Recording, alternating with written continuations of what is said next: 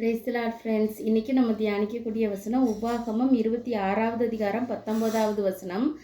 நான் உண்டு பண்ணின எல்லா ஜாதிகளை பார்க்கிலும் புகழ்ச்சியிலும் கீர்த்தியிலும் மகிமையிலும் உன்னை சிறந்திருக்கும்படி செய்வேன் என்றும் நான் சொன்னபடியே நீ உன் தேவனாகிய கர்த்தரான எனக்கு பரிசுத்த ஜனமாய் இருப்பாய் என்றும் அவர் இன்று உனக்கு சொல்லுகிறார் என்றான்.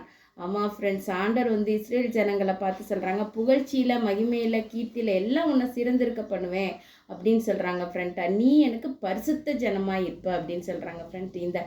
இந்த பரிசுத்தத்துக்கும் இந்த மகிமை புகழ்ச்சி கீர்த்தி இதெல்லாம் கர்த்தர் கரத்துலேருந்து வர்றதுக்கும் ரொம்ப ஒரு நெருங்கிய தொடர்பு இருக்குது ஃப்ரெண்ட்ஸ். நம்ம பரிசுத்தமாக இருக்கும்போது கர்த்தருடைய சமூகத்தில் நம்ம பரிசுத்தமாக காணப்படும் போது ஆட்டோமேட்டிக்காக நமக்கு ஆண்டவர் எல்லா பிளெஸ்ஸிங்கும் தருவாங்க ஃப்ரெண்ட்ஸு. நம்ம முயற்சி பண்ண வேண்டியதெல்லாம் ஏசுப்பாவோட ரத்தத்தில் நம்ம பாவத்தை கழுவி பரிசுத்தமாக வாழ்கிறதுக்கு மட்டும் முயற்சி பண்ணினா போதும் ஃப்ரெண்ட்ஸ்.